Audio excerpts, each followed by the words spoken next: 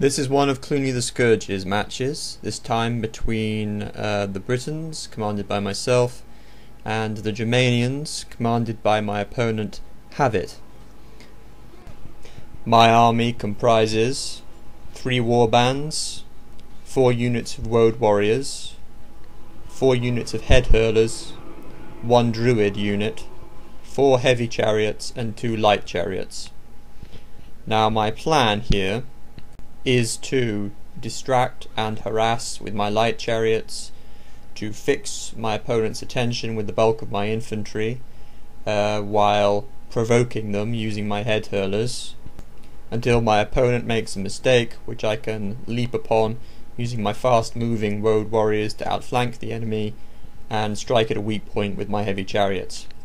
Now my enemy, the Germanians, have taken 3 units of chosen archers, 5 spear warbands, 4 units of axemen, 1 Night Raider unit, 1 Screeching Women unit, and for his cavalry 4 noble cavalry. Now as you can see, my opponent has deployed his army on top of a hill, and it's pretty easy to guess that he plans to fight this battle defensively, hoping that I will make a frontal assault on his position, and that he will have the height advantage which will enable him to destroy me when our infantry engage. I love those screeching women. When I command the Germans, I'm the one who makes them screech, in every possible sense. Now here you see I've begun the battle by sending my chariots and head hurlers forward. He sent his chosen archers too far out ahead, and I was able to disable one there using my light chariots. I had a very close run-in with a spear warband that came down to defend them, and they nearly managed to drag my light chariots into a melee engagement which they would certainly have been destroyed in, but he failed. Now my head hurlers there have been set to skirmish mode, so unless he's going to send his cavalry down to attack them, he isn't going to be able to reach them with his infantry, and so this becomes a missile engagement between my hurled severed heads and his chosen archers.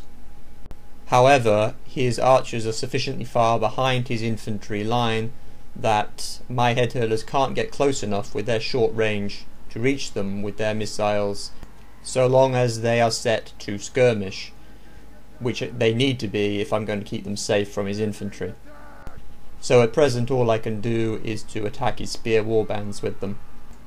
It doesn't take a genius to deduce that he's going to win this missile engagement, so I'm going to have to come up with something new pretty quickly if I'm going to devise a means to take apart his defensive position. That is just gruesome. Look at those severed heads clobbering those German fools. What can I say? Head hurlers give good head. I love the sheer badassedness of the very concept of head hurlers. Anyway, so my light chariots are set to Cantabrian Circle, and they are engaging the chosen warbands, who have now switched to flaming arrows to finish off my head hurlers. The morale reducing effect of that flaming incendiary attack will rout them pretty soon. Now, the Britons are by far and away my favourite faction in vanilla Rome Total War, but if I really wanted to make any kind of impression on the Germans with these head hurlers, then I needed to take more of them. They have a very powerful missile attack, but it's very short range, and since the Germans are occupying the heights there, they have an even greater elevation advantage with their archers. Now here he deploys his cavalry out on his left to finish off my head hurlers for good, recognizing that they are exposed too far out ahead from my main line. I rush my heavy chariots away from my left to try to intercept his cavalry, to seize this opportunity to disable the enemy's horse. But I'm too slow off the mark, and I've left the heavy chariots too far out on the left. I wanted them to be well out of the range of the chosen archers, and as a result I've missed a chance to destroy his cavalry. So at this point in the game I need to come up with a new idea, and what you're about to see is, I think, a pretty good example of how to tease apart an enemy's defensive position even when they're fighting from what appears to be an impregnable height advantage. And even when a frontal attack is completely impossible, because the enemy have phalanxes in position in line, against which barbarian infantry aren't even going to make the slightest impression in an attack. So I send my heavy chariots around my right, around the other side of the hill, to occupy the Germans' attention, to distract the enemy's general, and to give them the idea that I'm going to attempt a strike against his rear, which will lead him to decoy away some of his infantry. But heavy chariots are pretty quick moving for heavy cavalry, and I'll be able to whip them back around to the front of the hill when I need to. Now here you see that I've moved the bulk of my main force over to the right, giving him the impression that I'm going to attempt an outflanking maneuver, and he responds exactly as I wish him to, by peeling away spear warbands from the other side to cover against such an enveloping maneuver. Very soon I'll be able to use some of my fast moving road warriors to head back over to the other side and create further confusion in the German position, which I'll be able to exploit. Road warriors are greatly underappreciated by many players of Rome Total War. They have a very low defensive score, that's true, due to their lack of armour, but they are fast moving and they have great stamina, which means that you can keep them running for a long time and they'll be able to keep fighting well at the end of it. And here you see he reacts with confusion to my movement back over to the left, creating a huge gap in his line, which I'm going to exploit by pouring the remainder of my army through that gap and achieve envelopments of his infantry. Now my warbands and other forces on my right are plunging into the flank, the unprotected soft flank, of the very forces that he had detached to protect against a flanking maneuver.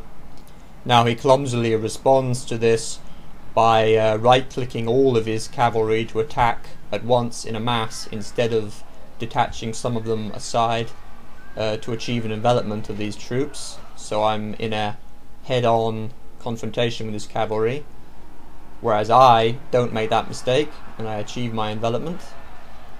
Already he's beginning to rout.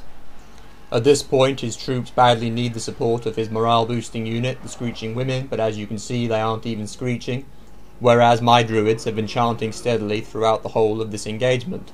Now my heavy chariots, who as I said I was going to bring hurriedly back to the front of the hill, are arriving, and they're going to crash headlong into this left-hand engagement between road warriors and spear warbands, and a combination of the natural shock effect of cavalry striking infantry who are already fixed in place by other infantry with the frightened by chariots effect begins a full-scale cascading rout, and the opposing force is now effectively beaten. It's just a question of mopping up. Chiefly the encirclement and defeat of this final cavalry unit, which harbours the enemy general, who will now go to join his ancestors, who will no doubt express their extreme disappointment and derision in their descendants' complete failure. He has failed his people, and he has given up his life to the Britons' spears, and his glory to their names. So in this battle we've seen how easy it is to place too great an importance on the strategic advantage of occupying a hill. It means that you abandon the initiative, which means that your opponent controls the pace of the battle and strips you of your psychological feeling of control over events. Lose that feeling of control and you will begin making mistakes. Take it away from your enemy and he will begin making mistakes. That's how to win the battle.